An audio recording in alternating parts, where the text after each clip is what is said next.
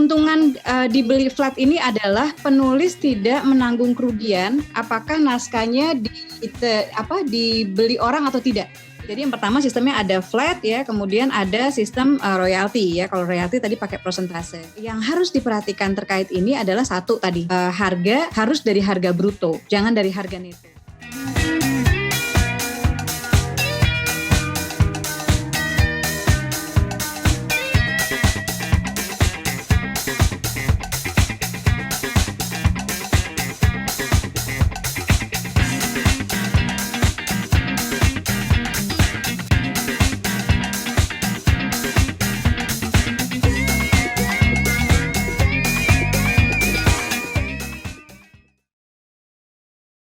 Terima kasih untuk teman-teman yang saat ini bergabung di Zoom ya. Kemudian juga terima kasih buat teman-teman di grup Facebook Komunitas Bisa Menulis Baru. Jangan lupa buat yang selama ini kehilangan grup Komunitas Bisa Menulis, saat ini masih ada ya grupnya, cuma dikasih tambah kata baru.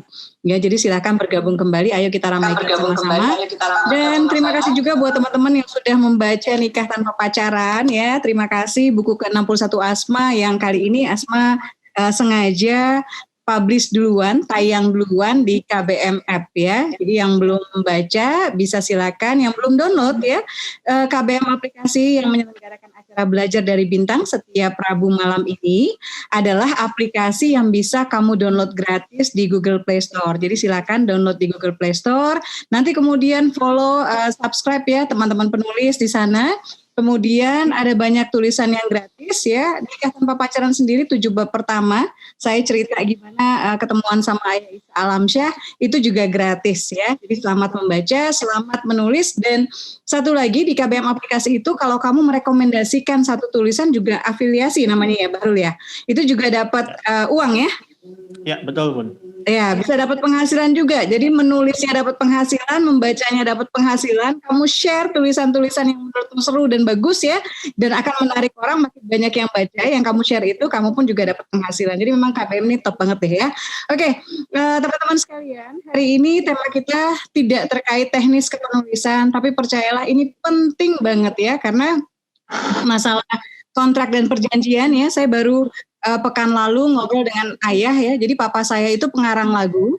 Beliau kalau teman-teman tahu lagu-lagu lawas ya, ada lagu Kau Bukan Dirimu Dewi Yul, Kini Baru Kau Rasa, kemudian ada lagu Mudahnya Bilang Cinta yang dibawakan Andi Maria Matalata, ada lagu Hello Hello Sayang yang dulu kalau angkatan Unyil tahu ya, Hello Hello Sayang itu sering dinyanyiin tuh ya. Dan ternyata papa itu melakukan kesalahan ya, karena naif ya, karena memang masih awam dulu ya, melakukan kesalahan.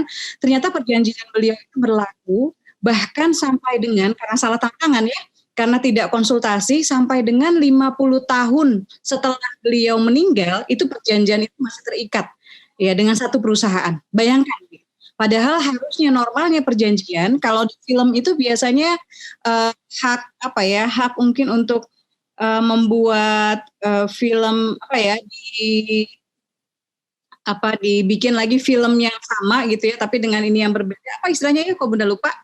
Nah itu remake film itu Republish. Iya, remake film itu boleh setelah biasanya 10 sampai 15 tahun gitu. Jadi setelah itu haknya balik lagi ke teman-teman bisa bikin judul, misalnya saya mau bikin Surga Yang Tak Rindukan 1, boleh gitu ya setelah 10 atau 15 tahun dari film pertamanya tayang. Tapi itu kalau di perjanjian tercantum.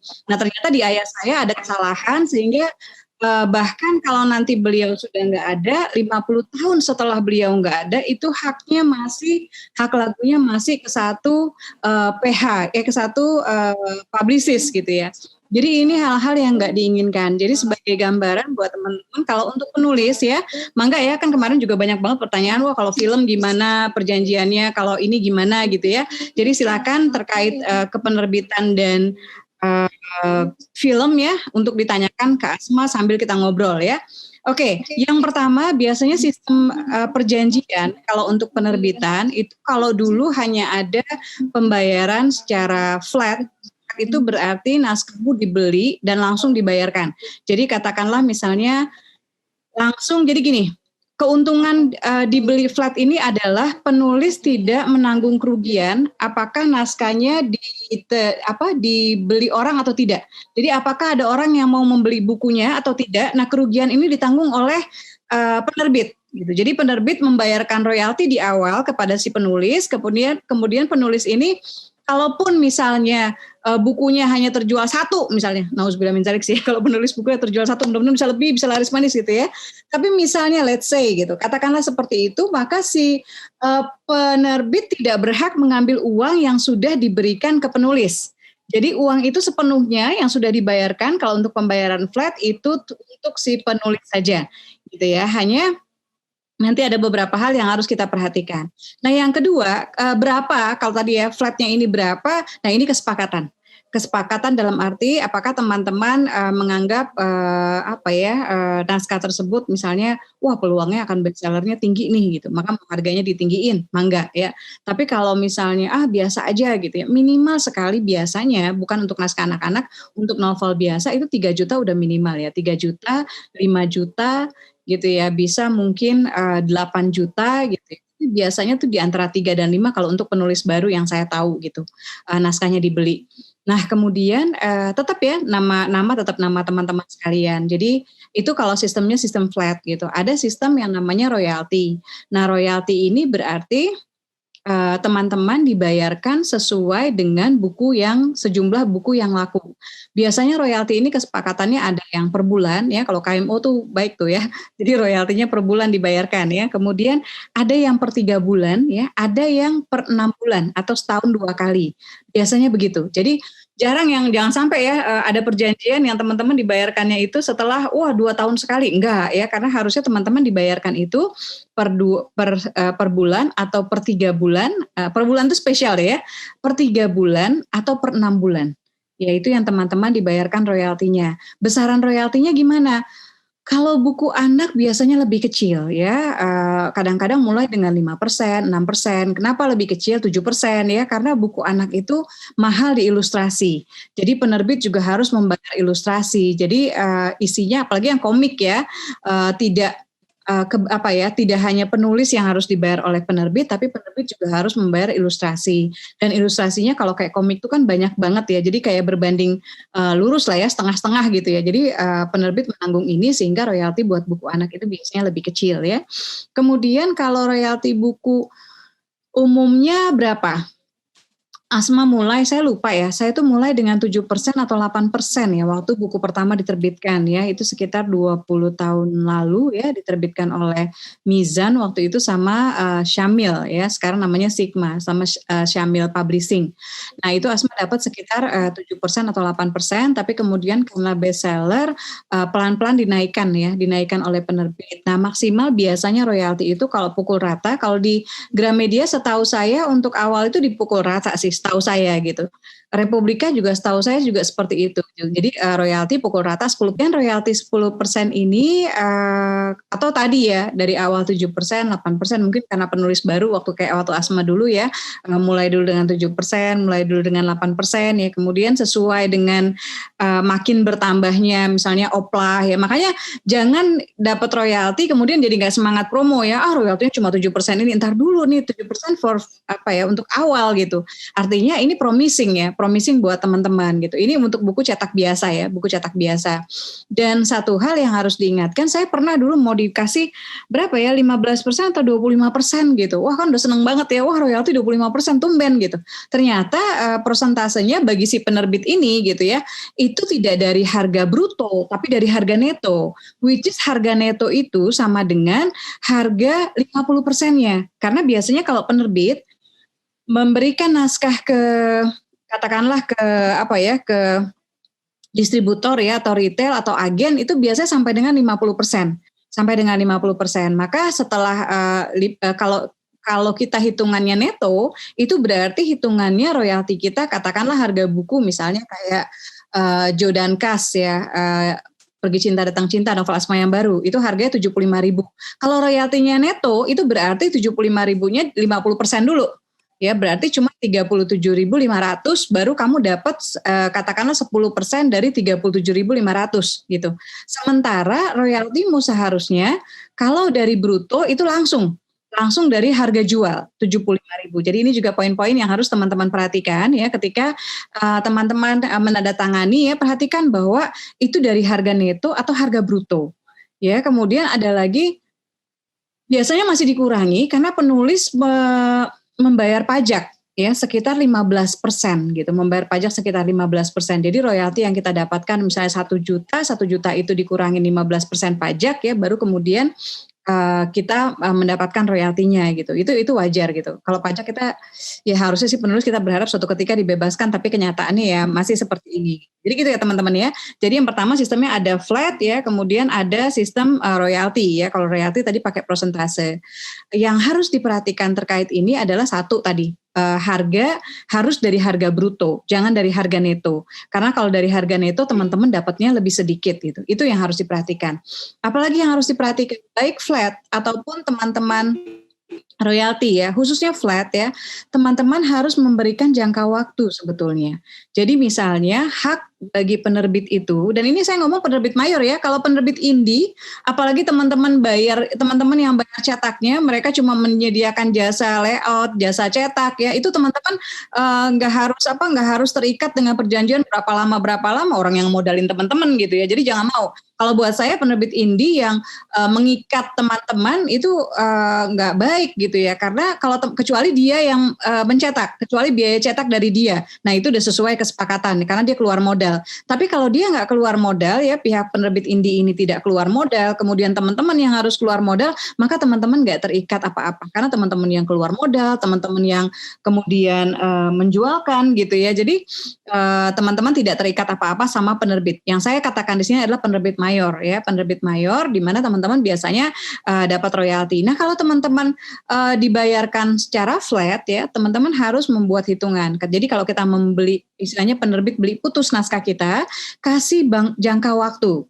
Jangka waktu itu bisa misalnya 3 tahun atau misalnya 5 tahun gitu ya. Biasanya sekitar 3-5 tahun, jarang sih yang 10 tahun apalagi sampai 20 tahun, jarang banget gitu ya. Jadi jangan sampai teman-teman menjual, katakanlah misalnya harganya udah harga yang sederhana ya 3 juta, tapi kemudian seumur hidup hilang gitu loh, naskah itu hilang gitu seumur hidup gitu. Jangan gitu ya. Ini berbeda lagi kalau misalnya teman-teman jadi ghostwriter, nah itu lain lagi gitu ya. Tapi kalau teman-teman hitungannya adalah teman-teman menulis, pakai nama teman-teman gitu, maka itu hitungannya adalah dikasih jangka waktu. Jadi misalnya 3 tahun atau 5 tahun. Setelah itu harus balik lagi ke teman-teman gitu ya. Ini kalau flat ya, flat itu biasanya 3 tahun sampai 5 tahun. Saya nggak menemukan jarang sekali menemukan yang penjualan flat itu sampai 10 tahun. Tapi kalau misalnya penerbit minta 10 tahun gimana Mbak? Ya terserah teman-teman. Kalau menurut teman-teman ya udahlah gitu ya, 10 tahun juga nanti selama 10 tahun itu saya bisa bikin naskah yang lain-lain ya terserah gitu. Tapi kalau menurut saya agak gimana ya, biasanya buku itu jarang ada buku yang bisa masih terus dijual gitu sampai 10 tahun kemudian gitu. Jadi biasanya harus direpublish, harus direcover gitu ya. Jadi agak nggak realistis sih mempercayakan ke satu penerbit sampai 10 tahun. Tapi ada ya. Dan ada bukan berarti teman-teman harus tolak. Ya tinggal teman-teman ya kesiapannya bagaimana. Tapi yang jelas perhatikan tadi ya. 1, besaran nominal. Angka yang kita terima dan bahwa angka itu adalah misalnya kalau teman-teman flat, teman-teman boleh minta, boleh deh flat tapi bisa nggak ini neto, jadi pajak ditanggung sama penerbit misalnya. Jadi angka yang disebutkan hati-hati ya, jangan sudah 3 juta kemudian dipotong pajak lagi gitu kan, makin sedikit yang teman-teman peroleh. Jadi kalau bisa perhatikan nominal, perhatikan apakah pajak ini include ya atau misalnya pajaknya di luar itu. Kalau bisa negosiasi pajaknya di luar itu kalau bisa. Kemudian ini untuk flat dulu ya, untuk flat. Kemudian diperhatikan bahwa ada jangka waktu yang teman-teman berikan. Jangka waktu yang teman-teman berikan bahwa naskah itu hanya bisa mereka cetak selama, jadi mereka diberikan hak untuk mencetak naskah tersebut selama 3 tahun misalnya atau selama 5 tahun. Kecuali teman-teman yang mereka minta 10 tahun dan teman-teman ridho ya terserah juga gitu. Saya takutnya sih mubazir gitu. Sementara naskah itu di tangan penulis masih bisa didandani, masih bisa diganti judul gitu. Tapi kalau di tangan penerbit sampai 10 tahun takutnya mubazir gitu. Tapi bisa juga misalnya penerbit merasa jualan sekarang susah nih gitu. Nah karena jualannya susah sekarang ini ya, jadi akhirnya penerbit minta kasih deh keringanan gitu biar kita bisa bisa cetak sampai dengan 10 tahun gitu supaya bisa balik modal gitu dan ya itu juga kembali ke teman-teman semua gitu karena memang saat ini jujur aja toko buku itu banyak yang tutup ya, puluhan toko buku yang tutup, setahu saya ada mungkin lebih dari 60 toko buku yang tutup gitu di satu jaringan aja gitu. Apalagi di jaringan-jaringan yang lain gitu dan memang makin sulit gitu. Jadi kalau bisa satu sih ya silakan kalau mau bertenggang rasa ya dengan penerbit. Tapi yang jelas itu. Nah tadi kembalinya kalau misalnya teman-teman royalti yang diperhatikan adalah tadi apakah royalti itu nilai royaltinya berapa, kemudian pajak biasanya sih di luar itu. Jadi misalnya royalti 10% atau 8% ya pajak kita masih harus kita yang menanggung gitu maksudnya. Jadi hitungannya ya royalti dari royalti nanti dipotong pajak dulu gitu ya. Kemudian ada juga meskipun kita royalti ada juga jangka waktu. Nah jangka waktu itu biasanya penerbit menerapkan dalam 2. Jadi mereka berdasarkan misalnya oplah. Jadi misalnya nih, oplah setelah 100.000 eksemplar. Jadi sampai dengan buku habis 100.000 sampai dengan buku terjual 100.000 eksemplar atau dibatasi tahun gitu ya atau dibatasi tahun atau misalnya 5 tahun gitu atau 10 tahun gitu ya itu dibatasi tahun. Jadi tahun atau eksemplar gitu. Jadi jangan cuma dibatasi eksemplar, ternyata kemudian tidak tercapai eksemplar itu, naskahnya nggak balik-balik juga ke teman-teman gitu, karena perjanjiannya berdasarkan, wah jumlah eksemplarnya kan harus 100.000 gitu, apalagi penerbit yang misalnya main naruh jumlah eksemplar 1 juta gitu, 1 juta kopi, sementara ya kita tahu lah penjualan buku saat ini kayak gimana gitu kan, nggak akan nyampe angka segitu gitu, jarang banget nyampe angka segitu gitu, jadi takutnya haknya nggak balik-balik ke teman-teman. Jadi kalau dibatasi dengan mereka royalti, kemudian mereka akan membayarkan royalti ya, perhatikan apakah per 2 bulan, per 3 bulan, atau misalnya per 6 bulan ya, kemudian royalti itu dipotong pajak gitu. Kemudian royalti itu perhatikan tadi berdasarkan harga jual. Jangan mau kalau royaltinya berdasarkan harga neto, karena ini merugikan penulis gitu ya. Benar sih penerbit akan menjual misalnya kalau ke toko buku 50%, tapi kan dia nggak cuma ke toko buku, dia juga ada ke agenan, ya, dia juga ada yang lain-lain gitu ya. Hal lain yang bisa teman-teman diskusikan adalah kalau penulis yang menjualkan buku, kira-kira penulis mendapatkan berapa persen gitu ya. Nah kalau teman-teman sendiri punya toko buku, enak tuh negosiasinya gitu, karena kalau buat toko buku kan biasanya lain lagi gitu ya, selain sebagai penulis ya. Ini beberapa hal. Kemudian ada, nah kalau tadi terkait di royalti di KBM, nah itu lain lagi gitu ya. Nanti Ayah Salamsyah mungkin juga bisa sharing ya, atau teman-teman bisa cerita. Tapi menurut saya cukup fair sih di antara aplikasi penerbitan, mungkin KBM salah satu yang menurut saya paling fair gitu. Terus ada lagi hal yang mengikat penerbit ya, mengikat penulis, adalah misalnya bahwa penerbit, nah ini mau nggak, jadi hak cipta itu tidak hilang. Ya, hak cipta itu tidak hilang ketika teman-teman diterbitkan. Tapi penerbit sekarang suka memasukkan unsur bahwa kalau karya teman-teman difilmkan, nah ya, kalau karya teman-teman difilmkan, maka teman-teman, benarkah suara saya putus-putus? Ada yang mengatakan seperti itu?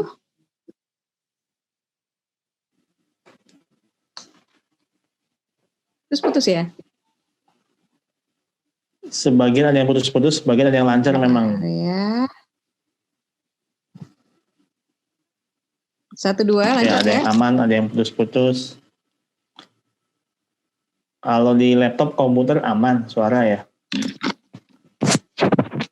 Sebentar, coba saya sebentar ya, saya ganti dulu ya, Bro Bahrul ya, ininya, wifi-nya, coba lebih bagus nggak? Tapi harusnya masih putus-putus nggak? Oh, suara aman, udah mulai aman ya? Ya. Oke, ya. Jadi kembali ke masalah royalti tadi.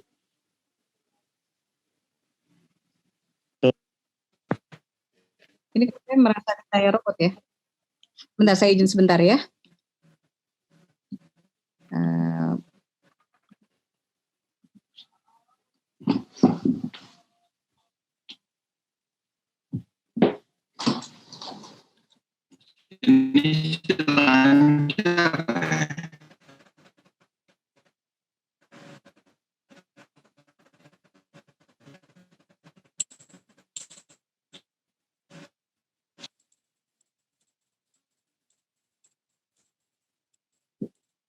Astagfirullahaladzim.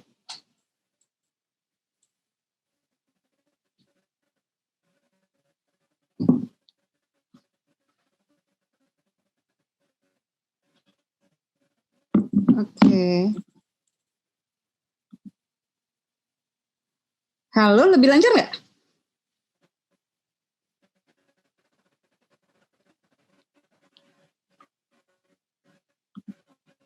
Tes 1, 2.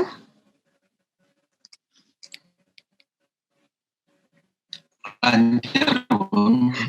Nggak lebih lancar juga ya? Ya. Kalau di komputer sih aman ya di sini. Cuman yang di HP yang kendala nih. Lebih lancar nggak sekarang?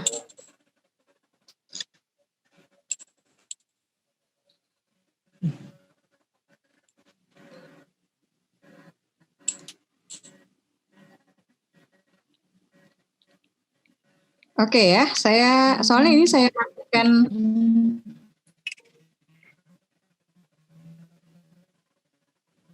Ya, udah jalannya lancar, Bung. Ya.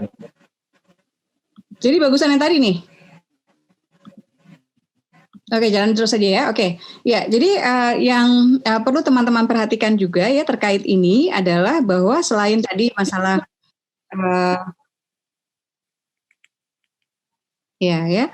Jadi yang harus teman-teman perhatikan adalah tadi ya bahwa itu kemudian penerbit sekarang itu memasukkan klausul bahwa kalau nanti karya teman-teman difilmkan, penerbitnya menuntut untuk mendapatkan katakanlah 40% dari rights yang dibayarkan oleh PH gitu. Nah ini kembali nih ke teman-teman gitu. Tapi boleh diperhatikan gitu loh sekarang. Apakah klausul ini kalau bisa, misal ini jadi gini, teman-teman kalau dapat perjanjian jangan langsung shock gitu ya. Jangan langsung misalnya, aduh, wah kayaknya kalau kita minta dipertimbangkan atau kita adu argumentasi untuk 1-2 poin misalnya gitu ya, wah takutnya nanti dia nggak jadi nerbitin nih gitu. Nah jangan khawatir seperti itu gitu. Yang penting caranya baik ketika menanyakan. Jadi kalau misalnya ada PH yang minta misalnya bahwa kalau misalnya nanti difilmkan gitu ya, berarti harus ada pembagian sharing 40% untuk penerbit, 60% untuk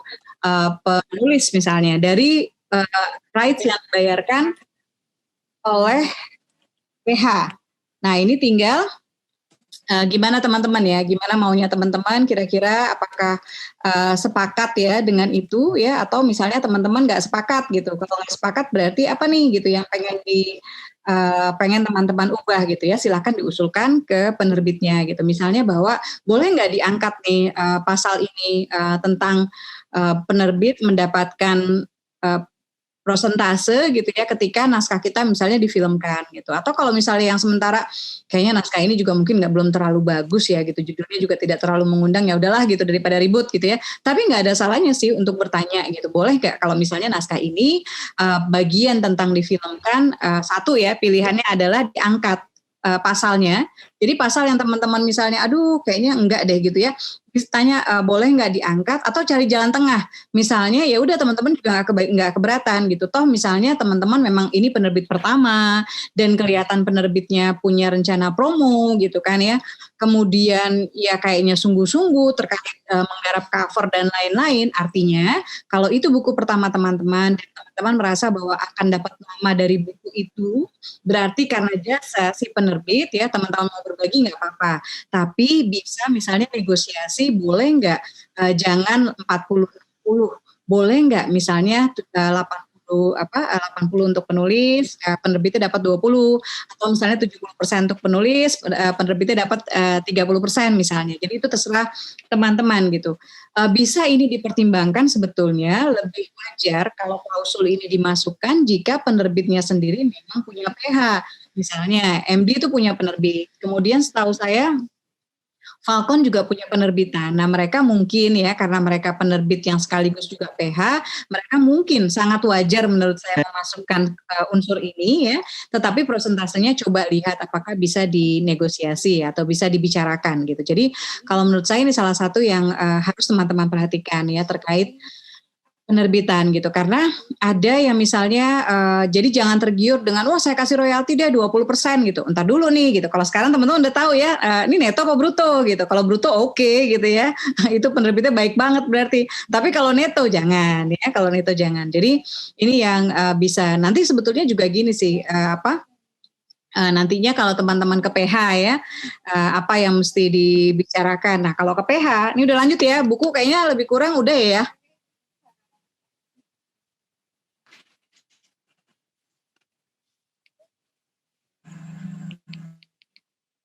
Iya, jadi kalau misalnya dalam bentuk perjanjian yang ke film, apa saja yang perlu diperhatikan? Saya misalnya pernah mendapatkan film sama sinetron nanti lain lagi nih ya. Film misalnya saya pernah mendapatkan satu klausul ya, satu pasal yang isinya adalah produser berhak mengeksploitasi cerita. Ya sesuai mengeksploitasi cerita sesuai keinginan produser gitu. Nah ini yang kemudian saya menawar waktu itu, saya bilang nggak apa-apa ada pasal ini gitu ya dieksploitasi, karena kan juga kalau PH-nya PH yang reputable ya, PH yang kita tahu memang bukan PH ecek-ecek, PH yang kita tahu memang film-film sebelumnya juga berkualitas, bintang-bintangnya juga yang papan atas gitu ya, bukan yang asal gitu. Nah, teman-teman boleh tuh nggak apa-apa misalnya PH mengeksploitasi. Jadi waktu itu yang saya lakukan adalah nggak apa-apa, saya tidak meminta kalimat itu dihapus, tapi saya cuma minta ditambahkan silakan eksploitasi, produser berhak mengeksploitasi naskah sebesar-besarnya gitu ya, selama tidak, nah ini yang saya minta dimasukkan, selama tidak melanggar ketimuran kita ya, tidak melanggar norma ya, tidak melanggar norma-norma masyarakat ya, dan agama. Jadi tidak sara. Jadi itu yang saya minta masukan gitu, sehingga akhirnya kita atau teman-teman bilang selama misalnya sesuai dengan syariat Islam ya terserah gitu ya, boleh aja gitu. Jadi ini negosiasi, itu yang pertama. Kemudian yang kedua, kalau di film, nah di film juga macam-macam nih gitu. Ada yang kebanyakan sih bayar putus gitu, kebanyakan bayar putus ya udah selesai gitu. Saya untuk film-film awal malah kayak ingin naik haji banyak ruginya gitu ya, karena belum tahu soal royalti, belum tahu soal yang lain-lain ya, belum tahu pantasnya dibayar berapa sih gitu ya, belum tahu gitu. Jadi akhirnya ya sudahlah gitu. Tapi itu pelajaran dan pengalamannya menyenangkan gitu. Alhamdulillahnya pengalamannya menyenangkan. Nah yang kedua tadi ya masalah biasanya dibayar putus. Nah nilainya berapa nih, nilai nego nih. Jadi ini saya nggak bisa ungkapkan, tapi saya dulu dapat minim banget waktu film pertama tuh minim banget gitu. Tapi nilainya biasanya ya intinya negosiasi teman-teman lah ya, negosiasi teman-teman sama PH ya. Kemudian yang kedua yang harus diperhatikan, kalau misalnya mau pakai royalti, nah royalti ini biasanya PH itu beda-beda gitu. Ada yang misalnya royalti itu kalau sudah BF, jadi sudah BEP ya, sudah balik modal. Nah kalau sudah balik modal nih, teman-teman harus ngitung nih balik modalnya kira-kira film ini berapa ya gitu. Karena biasanya kadang-kadang angka yang disampaikan produser ke kita juga angka yang sudah tinggi gitu, udah mungkin sama promosi, udah sama apa gitu loh. Jadi akhirnya kadang-kadang susah gitu untuk kita dapat bonus gitu. Tapi kalau ini film pertama teman-teman dan teman-teman merasa harga yang diberikan wajar dan juga apalagi lagi butuh gitu ya, nggak usah meributkan itu juga nggak apa-apa. Atau bisa coba gitu, ada royalti nggak Pak? Oh royalti nih kalau udah BEP, nah BEP-nya itu biasanya angka berapa ya Pak gitu? Atau kalau untuk film ini kira-kira angka berapa ya? Itu gitu yang dimasukkan. Kemudian ada juga yang misalnya sistemnya pakai prosentase gitu ya, pakai prosentase, tapi misalnya dari katakanlah misalnya 1% dari misalnya keuntungan gitu ya, misalnya gitu.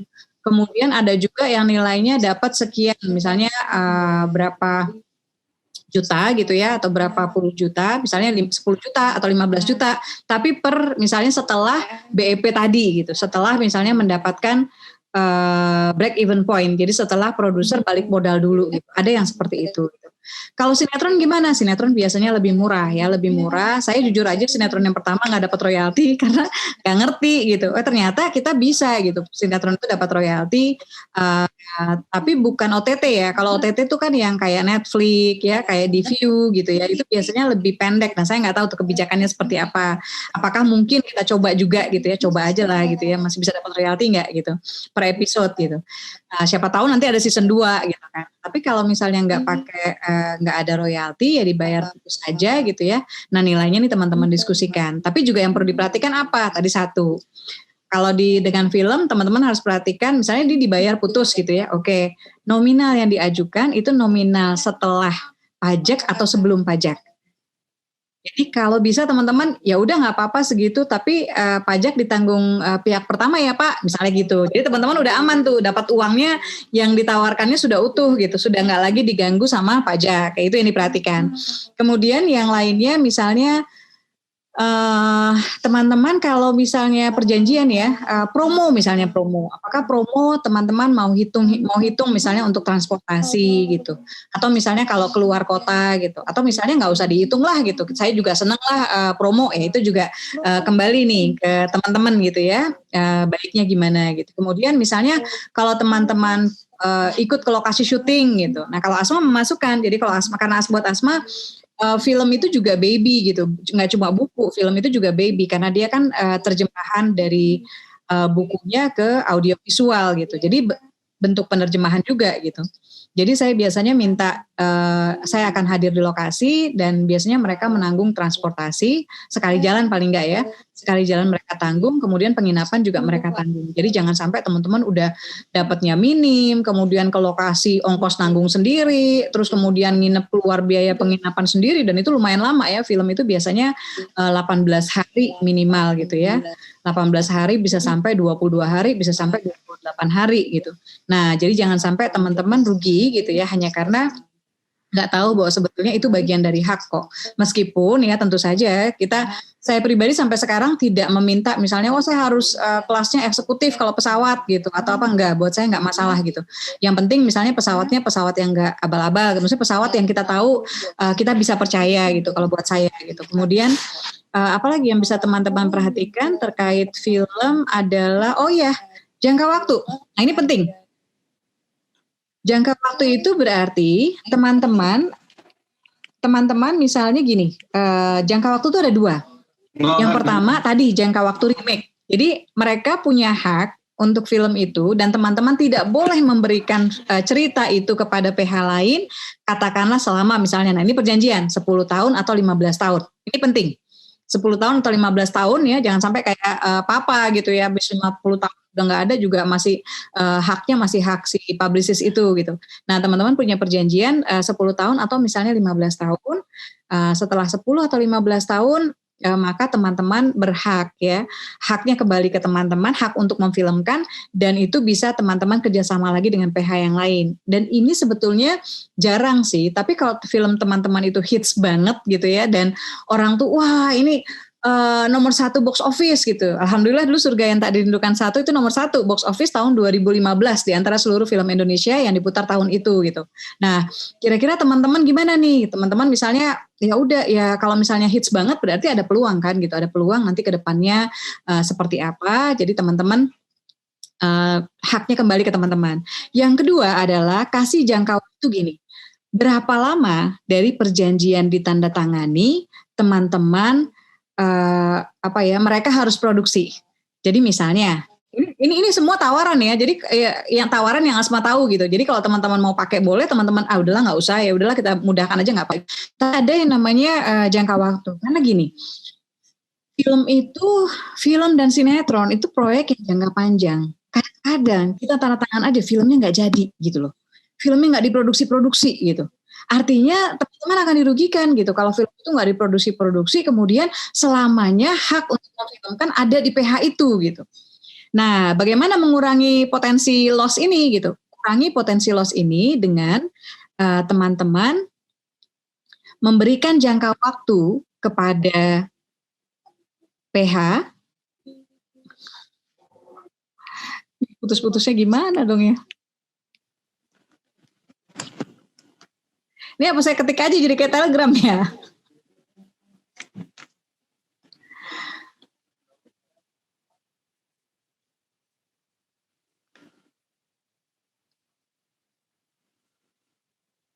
Oke, ya. Oke, karena ini ada yang aman, ada yang putus-putus, jadi saya jalan aja ya. Jadi tadi jangka waktu yang perlu perhatikan 2 jangka waktu. Ya, yang pertama adalah jangka waktu berapa tahun setelah difilmkan, haknya terhadap film itu balik lagi ke teman-teman dan teman-teman boleh menawarkan film ini ke PH yang lain. gitu ya. Nah ini biasanya selama 10 tahun atau misalnya 15 tahun, terserah teman-teman. Jangka waktu yang kedua adalah setelah teman-teman tanda tangan, PH dibatasi, mereka harus produksi berapa tahun? Misalnya apakah 3 tahun? Tapi lagi pandemi ini ya udah apakah 5 tahun gitu ya, dibatasi 5 tahun. Jadi 5 tahun setelah teman-teman tanda tangan, kemudian tidak kembali, kemudian mereka misalnya tidak memproduksi film, maka hak filmnya itu kembali ke teman-teman tanpa teman-teman harus membayarkan uang yang sudah diberikan. Nah ini pastikan pasalnya jelas gitu ya, bahwa kalau misalnya teman-teman kemudian tanda tangan ya dibatasi 5 tahun berikutnya mereka misalnya tidak memfilmkan, maka haknya kembali ke teman-teman dan teman-teman tidak perlu mengembalikan. Harusnya ada tuh ya, ada pasal bahwa haknya kembali ke teman-teman dan uang yang sudah dibayarkan ya tidak perlu dikembalikan. Kemudian kalau terkait film ya ada juga yang misalnya pembayarannya itu mungkin per termin. Jadi termin pertama misalnya 14 hari setelah ditandatangani gitu ya. Termin kedua misalnya setelah setelah skenario jadi. Termin ketiga nah ini juga bagian dari yang sah-sah aja gitu. Saya terutama kayak di pandemi gini saya pikir kasihan ya PH pengen tetap bikin film gitu, tapi mereka juga pasti punya tantangan yang lebih gitu. Jadi kalau buat saya lebih negotiable gitu loh untuk sekarang gitu. Meskipun ada PH-PH lain yang ya biasanya bayarnya cash aja gitu, bayarnya cash dan mereka nggak pakai termin gitu. Jadi ini tergantung PH-nya gitu. Dan kalau ini film pertama buat teman-teman ya, film pertama teman-teman dan teman-teman pengen banget difilmin dan kayaknya orang yang memfilmkan juga sungguh-sungguh gitu ya, itu mangga aja sih, silakan aja misalnya teman-teman ingin memberikan keringanan di sana dan di sini gitu. Jadi itu mungkin yang bisa saya sampaikan. Ayah ada yang miss nggak? Ada yang luput nggak?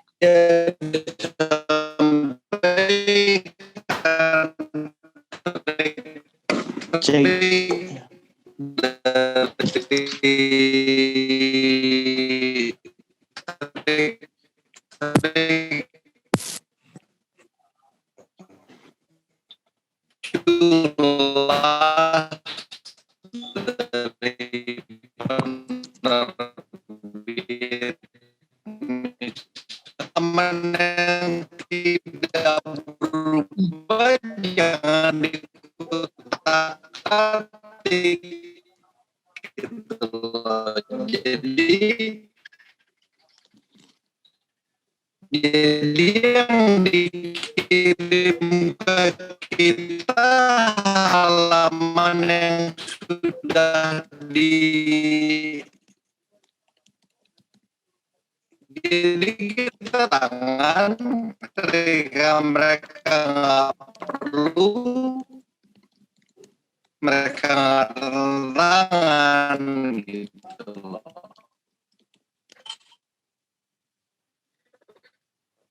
Boleh ceritain itu Bun?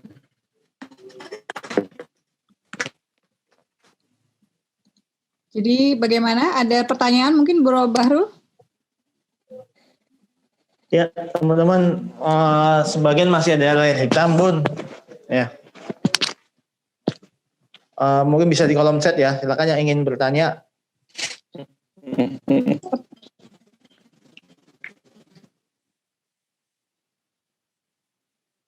Silakan teman-teman yang ingin bertanya ya. Iya. Kayak begini apa telegram Kalau saya pindah aja ke ya. kamar lebih lancar nggak ya?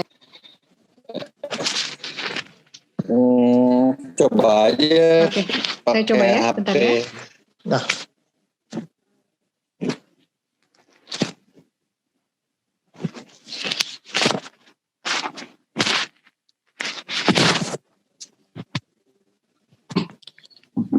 Nah ini udah ada yang bertanya, Bunda Asma ya.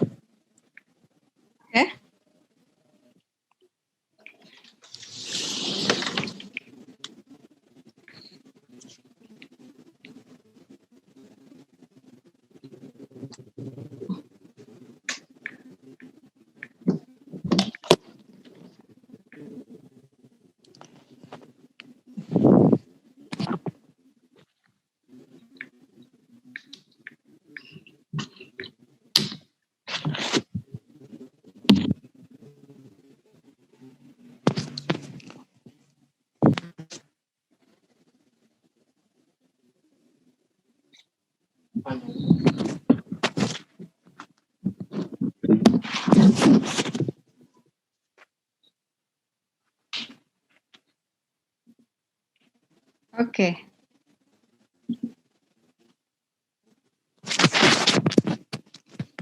Ya.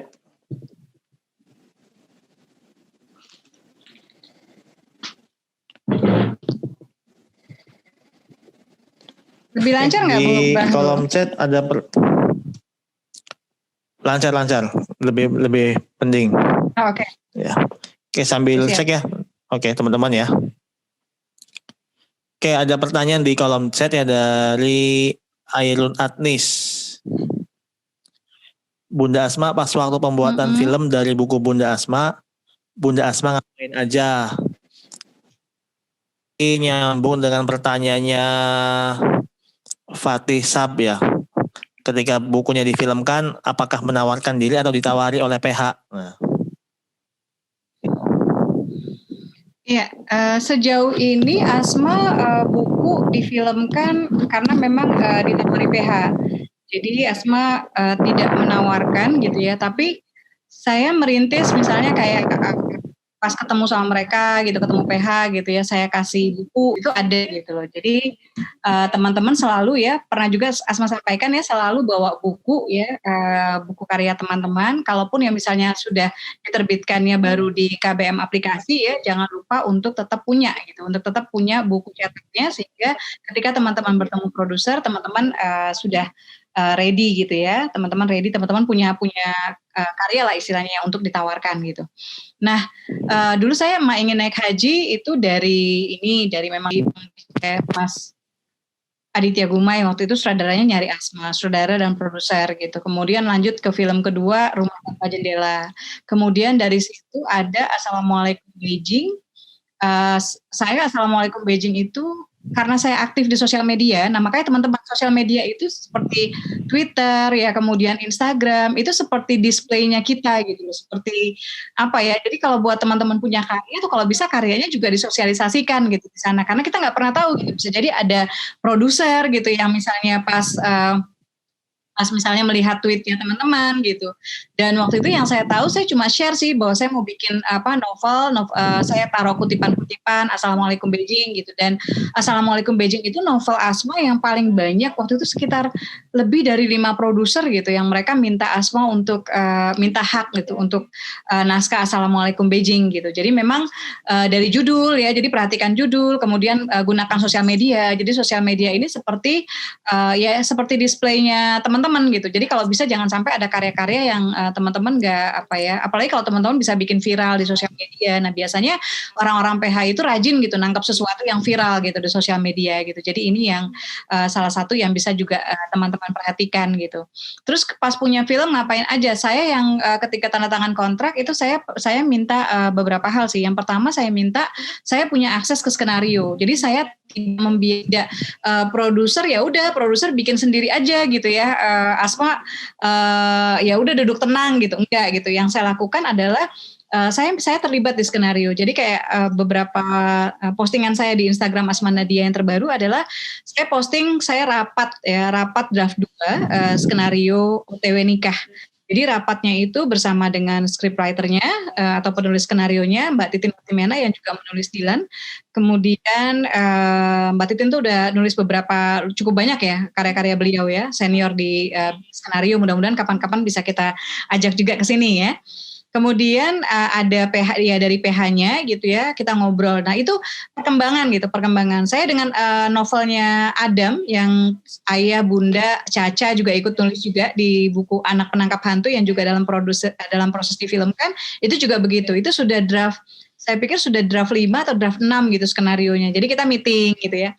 Kemudian kemarin saya baru tanda tangan 2 kontrak dengan 1 PH gitu ya. PH sih sebetulnya ya. Dan kita baru meeting ya. Meeting biasa saya pakai Zoom aja gitu selama di sini, selama pandemi. Tapi kemarin mereka request Mbak untuk awal ketemu deh Mbak gitu. Dan saya pikir oh ya sih kata Ayah juga ya udah Bun untuk pertama ketemu aja gitu ya. Ketemu karena mereka juga orang-orang yang istilahnya punya dana gitu. Dan pasti ada banyak hal juga yang kita bisa pelajari gitu dari obrolan sama mereka. Ya udah akhirnya ketemu gitu ya. Nah biasanya itu saya satu minta akses skenario, kemudian yang kedua saya minta dilibatkan diajak diskusi untuk pemilihan pemain, meskipun finalnya tentu saja keputusannya oleh produser ya. Kemudian yang ketiga saya biasanya pengembangan cerita itu tetap terlibat ya. Jadi ketika nanti sutradara, kayak kemarin kan di OTW Nikah sutradara belum bergabung. Ketika nanti sutradara bergabung, kemudian sutradara pengen punya perubahan dan segala macam itu ikut terlibat gitu. Di Surga yang Tak Dinduk 3 ini udah syuting ya dari sinopsis Asma ya. Tapi kemudian sinopsis Asma ini dikembangkan ya. Dikembangkan lagi. Nah itu meeting juga gitu banyak ya, sama tadinya belum sama Mas Hanung sebagai sutradara, baru sama scriptwriter sama PH-nya sama MD. Kemudian setelah berapa kali kita punya format yang mantap ya, Mas Hanung mulai masuk gitu ya di meetingnya. Kemudian nanti asradanya Mas Hanung masuk gitu. Itu seperti itu gitu. Jadi produksi sih gitu. Jadi sebelum produksi biasanya kita matengin skenario dan saya punya akses ke skenario gitu. Jadi bisa tetap diselesaikan, termasuk misalnya ketika ada perubahan-perubahan di lokasi gitu. Ada perubahan skenario seperti ini tetap dikirimin gitu. Jadi kita tahu.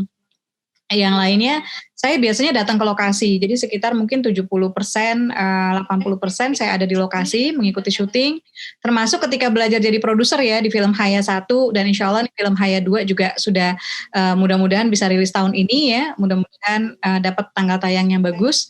Jadi ikut ya di lokasi syuting, kemudian setelah di lokasi syuting biasanya kita ngobrol misalnya tentang promo gitu, kemudian setelah filmnya selesai editing, saya diajak untuk nonton gitu ya, dikasih ya ruang untuk pengen berkomentar apa, punya masukan apa gitu loh, sehingga kita bisa memastikan bahwa misalnya nih kadang-kadang ada hal-hal yang kita udah jagain nih pemain utamanya nggak ada yang pakai tank top, tiba-tiba ada ekstrasnya tank topnya banyak banget gitu.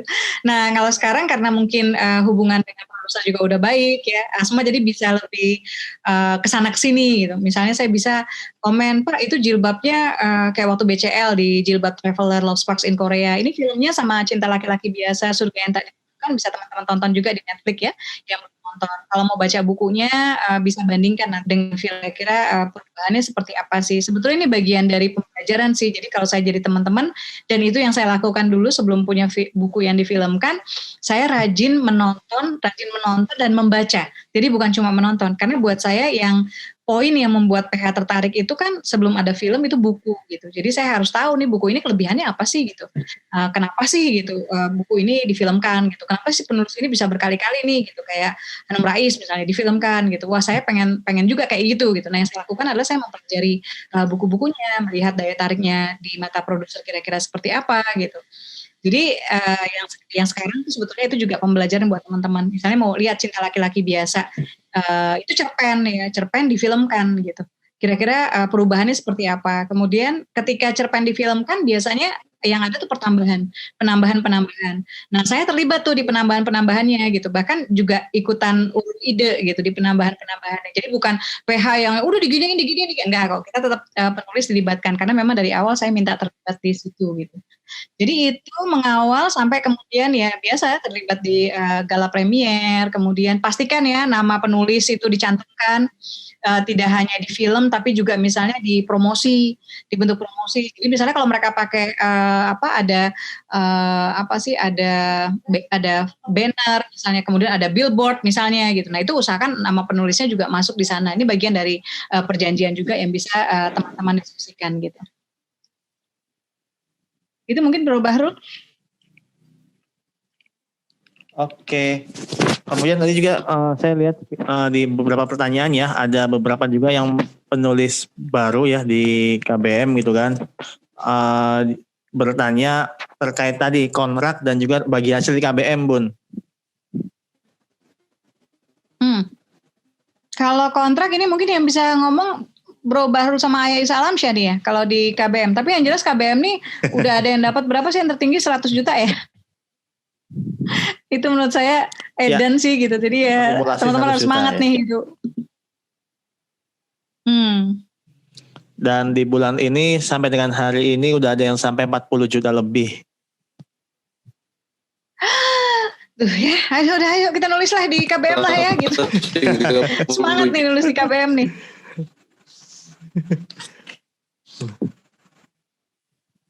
Ini ada pertanyaan terkait penerbit Asma Nadia, sementara belum ya, kita belum menerbitkan lagi, jadi vakum dulu udah beberapa tahun nih penerbit Asma Nadia.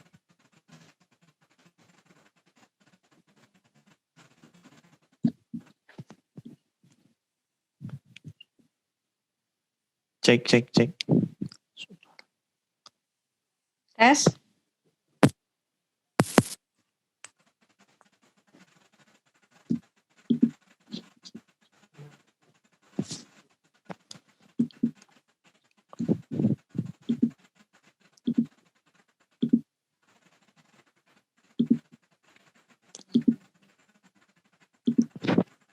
Tes 1 2.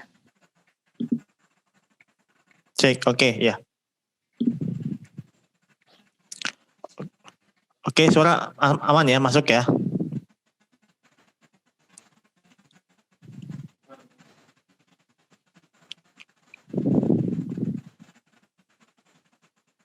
Aman nggak? Oke, pertanyaan selanjutnya ada.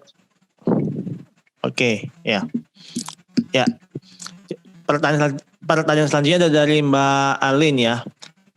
Ada patokan khusus untuk harga penulis pemula yang menerbitkan bukunya ke PH ya.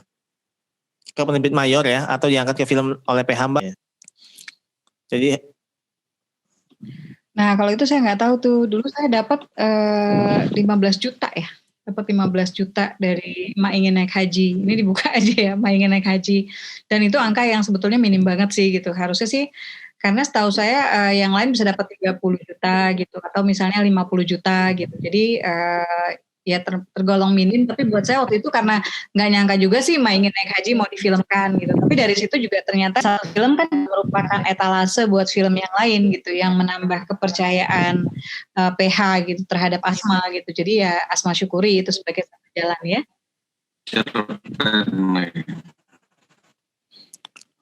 Oke. Kemudian ada Mbak Mirna Guswenti ya. Tadi sempat putus-putus, jadi ciri-ciri jebakan kontrak yang tidak baik. Salahnya tadi tidak mencantumkan jangka waktu, kemudian memberikan royalti tapi berdasarkan harga neto. Ya, harusnya royalti itu diberikan berdasarkan harga bruto, tapi ini royalti diberikan berdasarkan harga neto gitu. Nah, itu berarti jebakan tuh kalau buat saya gitu. Kemudian yang lain tidak diberikan batasan, misalnya berapa lama penerbit boleh menerbitkan karya itu gitu.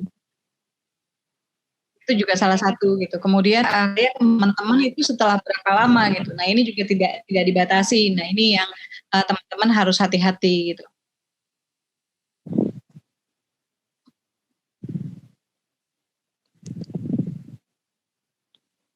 Oke.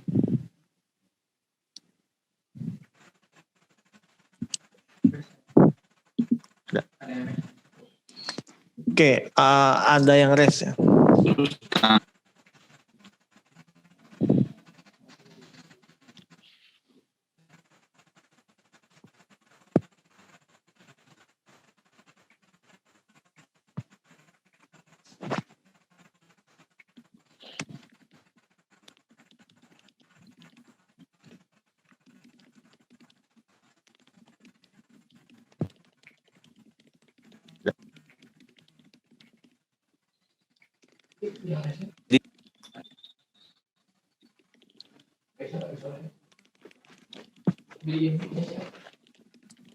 Oke, sebentar. Cek suara masih aman ya. Tes 1 2. Oke. Ya. Jadi memang ini tadi ada beberapa Pak Isa ya yang terkait kontrak ya, tentang KBMF gitu kan, yang masih baru-baru mulai menulis gitu kan di KBMF. Dan yang nanya juga 40 juta itu apakah dari nulis gitu kan, barangkali Pak Isa Pak bisa ini Pak bisa menjelaskan Pak.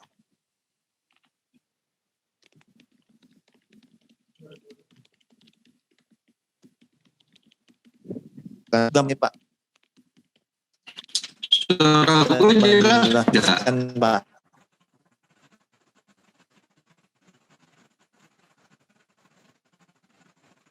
Phone.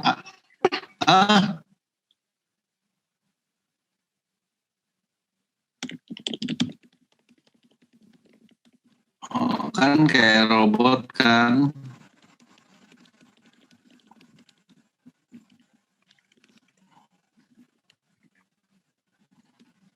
Itu dia.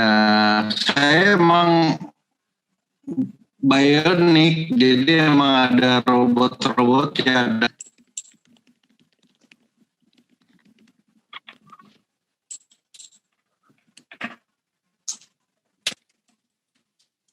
Oke. Bagian saya jawab di chat ya, biar teman-teman langsung dapat ya. Iya, boleh.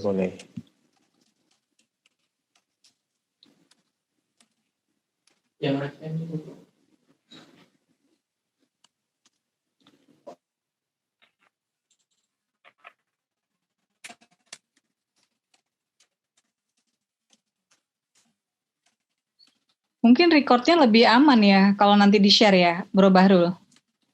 Ya, nanti kita coba cek untuk recordingnya Mbak Asma ya. Iya, karena ini sebetulnya poin yang penting banget nih pertemuan hari ini nih. Ya.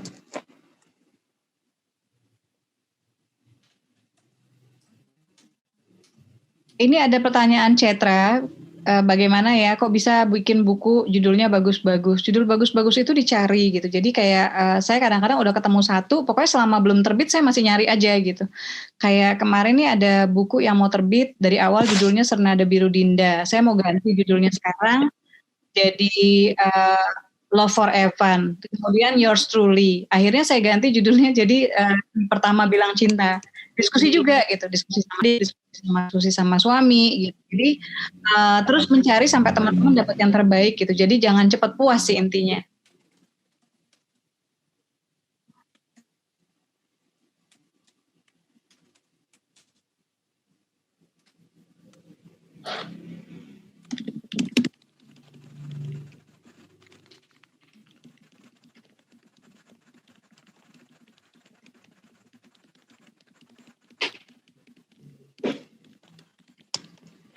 Oke. Bro Bahrul gimana nih?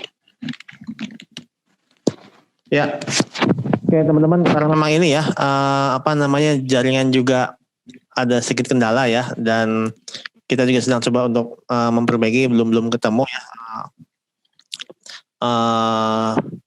Tadi yang terkait tentang 3 jebakan sudah dijawab, ada di kolom chat ya. Dan nanti kita cek juga rekaman malam hari ini dan juga yang live juga di Facebook ya.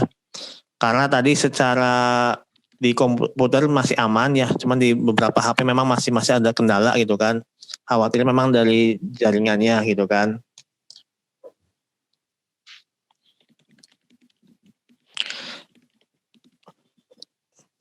Masih ada waktu 2 menit Mbak Asma, barangkali langsung ke ini aja ya, kita langsung ke closing statement dulu ya. Ya, jadi mudah-mudahan uraian tadi bermanfaat ya. Saya mohon maaf untuk link yang tidak terlalu bagus ya, entah bagaimana. Padahal biasanya baik-baik aja kalau live di Instagram, di Facebook ya. Ini saya coba live. Ya, jadi terima kasih teman-teman semua. Mudah-mudahan bermanfaat. Dan mudah-mudahan membantu kita untuk lebih hati-hati ya. Sediakan waktu yang cukup untuk membaca kontrak. Ini benar-benar pastikan bahwa teman-teman memahami satu demi satu pasal yang tercantum.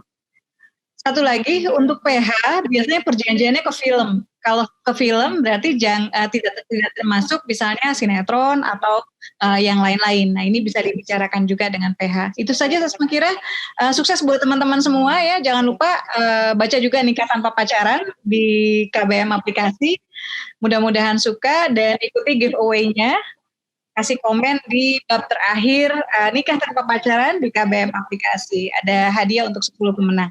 Terima kasih. Billahi taufiq wal hidayah. Assalamualaikum warahmatullahi wabarakatuh. Ya, waalaikumsalam warahmatullahi wabarakatuh. Oke, terima kasih Mbak Asma ya. Dan mohon maaf juga untuk semua teman-teman ya, khususnya untuk malam hari ini tadi ada sedikit beberapa kendala dan di jaringan. Oke, untuk yang masih baru ya teman bisa join di Facebook grup KBM ya maupun juga di channel Telegram KBM ya untuk dapat informasi seputar tentang fitur dan juga tadi beberapa hal teknis terkait aplikasi ya, dari mulai cara menulis, kemudian untuk bagi hasil dan lain sebagainya. Nanti bisa ditanyakan lebih lanjut ya di grup ya. Oke, saya pamit dulu ya, berubah dulu ya. Terima kasih Kemudian semuanya. juga Assalamualaikum. ya, oke. Makasih. Waalaikumsalam. Waalaikumsalam. Oke Pak Isa, nanti kita ini ya Pak Isa, kita coba evaluasi Pak Isa yang terkait tentang jaringan ya, dan mudah-mudahan harapan di minggu depan kita bisa lancar, nggak lagi kendala seperti malam hari ini. Terima kasih juga kehadiran teman-teman semua ya yang sudah ada di Zoom maupun yang di Facebook ya. Dari Pak Isa ada yang sampaikan Pak? Robot bro.